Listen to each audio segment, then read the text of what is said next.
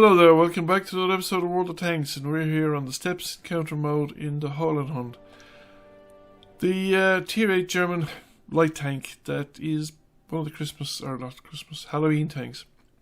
So the special monster variants that turn into monsters for the Halloween event and can be winnable over the last number of years in the Halloween event.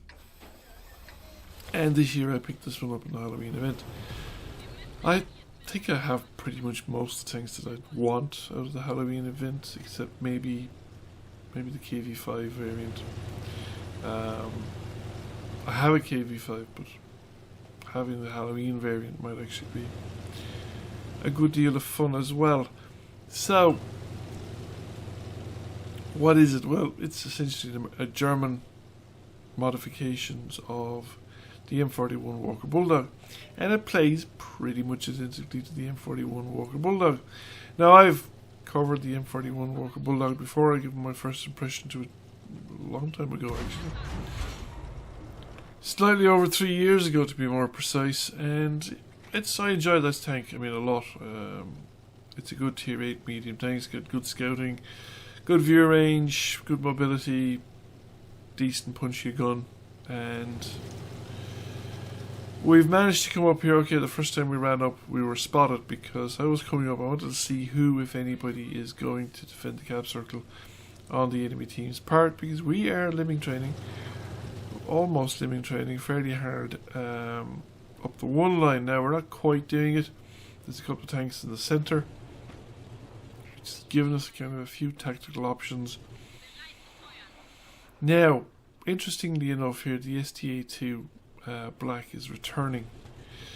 It went down nearly halfway, well, maybe not halfway, but it was as far as the valley on the 8 line there, and then it just changed its mind to come back the other way, which kind of indicates to me that there are not many tanks. The Carnarvon, the VK3601, the light tank is probably hanging around up there. Maybe one or two, maybe one more. I don't know. Maybe artillery as well.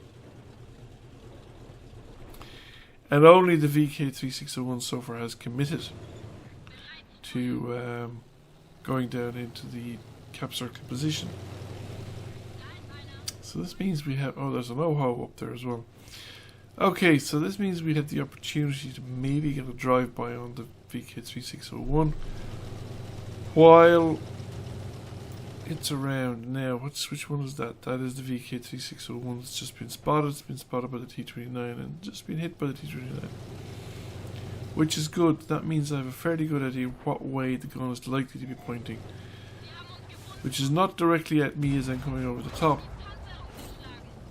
Now, he obviously started pointing at me as soon as I was detected, and the Carnarvon's managed to get a shot into me, which is not great, but we still came out ahead on the exchange.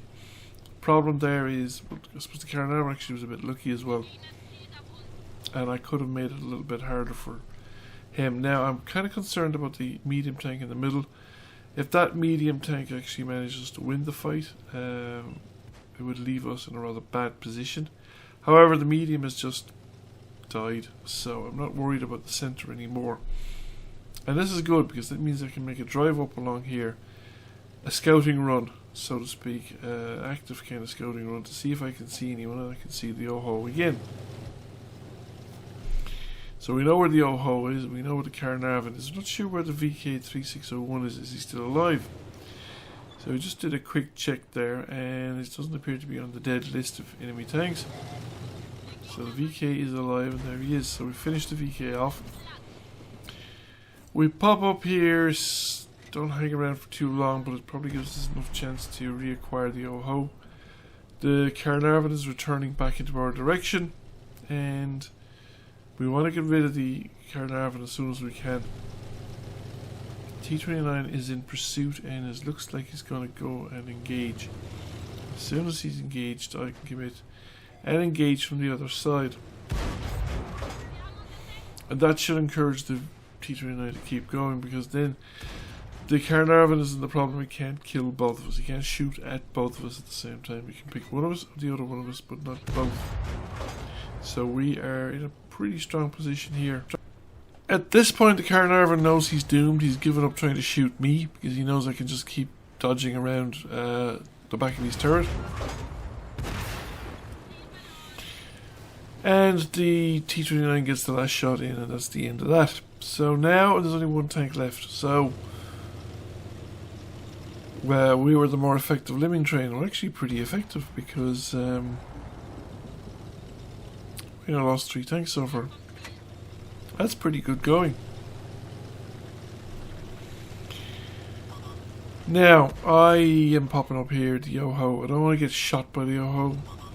Is that artillery? No, it was something else, I think. We've managed to put a round in by dint of switching over to premium ammunition, and the T-29 has engaged. So now that I've dropped behind the ridgeline, the Yoho's turned around the opposite way, which gives me an opportunity to come over the ridgeline and start putting rounds into the rear and sides of the Yoho. Yes, 110 left, 1 shot remaining.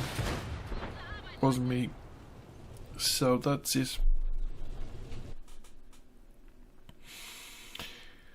Yoho's gone, and it is time to see the score.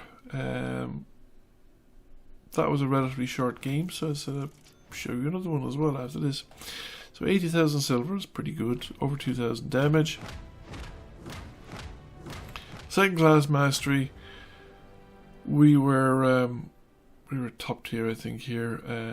Yeah, we were top tier, and we came third by experience.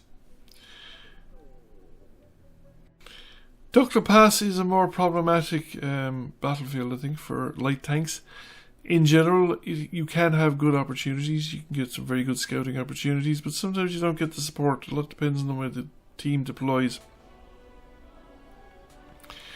There are a lot of kind of false locations on Duckla Pass, places you can go that look like good places to go if you're a tank destroyer or a sniping kind of medium or heavy tank, and the next thing, but you never see any enemy when you go there.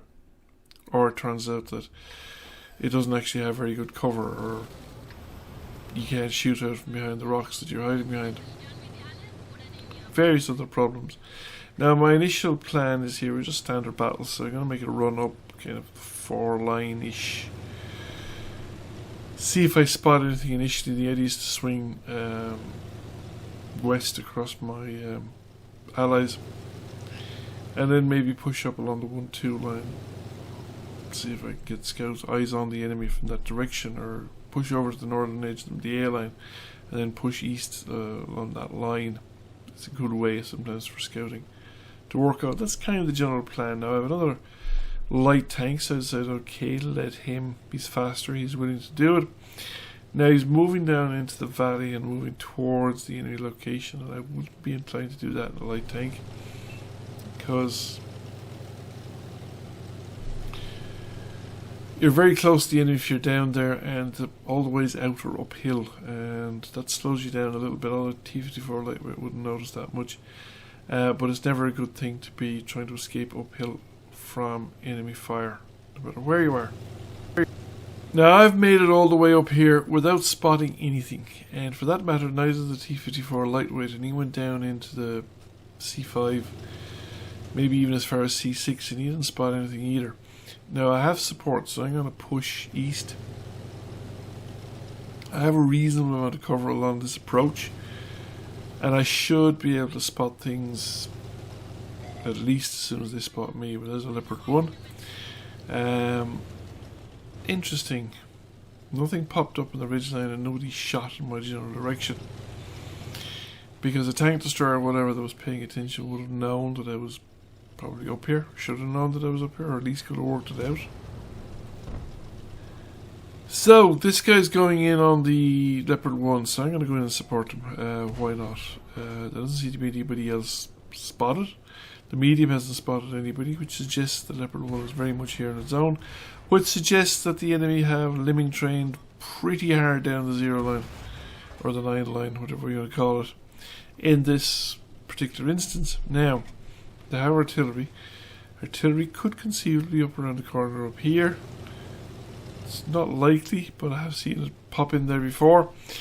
So I thought, right, well, we've had a look. We haven't seen it. There's a VK-45 O2 and a Conqueror coming up from the enemy position. So these guys at least are on the ball, and they're actually trying to take care of things before they get too out of hand. As the situation stands now, I stop, I slow down, I wait for the guns to settle, but not as long as I probably should have, or could have. Not rewarded with a hit in artillery, but I sort of couldn't hang around much longer either, because the Conqueror was shooting at me with some degree of success. Now, I don't think I'm going to get a decent shot at the Conqueror from here, and I'm worried now about that T-30. He's got a very good gun, very damaging gun, greatest in terms of accuracy. But now that he's shot, I get the opportunity to close in as far as I can. And let's see if I can make this work. Try and get some damage in on the T-30 as well. So we've managed to get a shot off here. Missed. Bang into the wall. And let's get out of there before the T-30 comes after us and has reloaded, because I don't want to be caught in the open. He's got a very, very powerful gun. Could do somewhere in the region of the 670, 680 or something like that. Standard damage. My guess is the enemy lights here are going for a cap reset, which they succeeded in doing, but probably the cost of the two light tanks, which is probably a little bit on the expensive side. There's the RU-251, and I fire at him, but I do not get a hit in. And here is the T-30 right outside my position. Now I duck down here, reasonably sure that the T-30 won't follow me.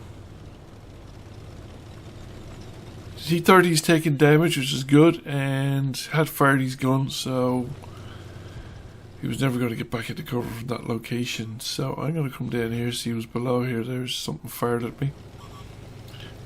Conqueror.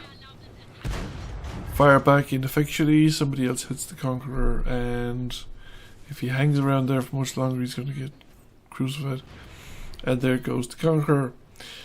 So now we're 3 tanks up. The enemy are starting to run out of tanks. There's a tank destroyer facing my way. Shoot it. And I need to get down off the high ground, because the tank destroyer could then turn around and just shoot me back. And it does a lot of damage as well. Now, since the gun on the T-110E4, well actually, the gun was pointing away from me, I was thinking of following him around, but over there was another tank there. And there was a T-54E1 with his side shot onto him, so I decided to go for that one instead. There's a Conqueror coming around here. And he's coming after me because the T-54 lightweight has left the scene, so now this will be close. However, I get the shot off, I get the armor hit, and that's the end of the Conqueror. So now I'm going to reload, and I will be able to do this again.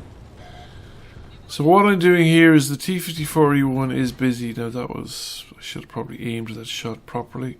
I don't want to sit around on the outside. I don't want to give tanks an opportunity just to plink at me. The T-54E1 is kind of a scary tank. Like, I mean, he could easily, 2 rounds would do me no problem, and he could easily clip off 2 rounds. Now we have the back of the T-110E4, and nobody else likely positioned to shoot at me anyway, so we're going to take the opportunity to put a couple of rounds in. Kick him while they're not looking. And they are... there's only 1 tank remaining, the Object 279, who has survived this long, and actually did really well. Just look at his final score there later on. Now we can't make it up onto the rocks, but there are so many tanks around, it doesn't really matter, and we're going to survive. So we did similar kinds of damage to the previous game, but we were bottom tier, so we were doing it to higher tier tanks, so we're going to get a better result out of it. But also we got more than half as much again, 1700 thereabouts, yeah, 1700 thereabouts of assisted damage, either from spotting or actually from spotting. We haven't got any tracking damage or anything like that, so we're number 1 by experience against in a tier 10 game. So the T-54 lightweight was number 2, an IS-4, didn't see him at all. Yeah, and that was a pretty good result. So you can see there that the Object 279 was actually nearly just shy of 5,000 damage. Thank you for watching. I hope you enjoyed the video. If you did, please press like, comment, share. It really helps the channel out. And if you have not already done so, please subscribe to the channel. I will catch you all again soon. Bye for now.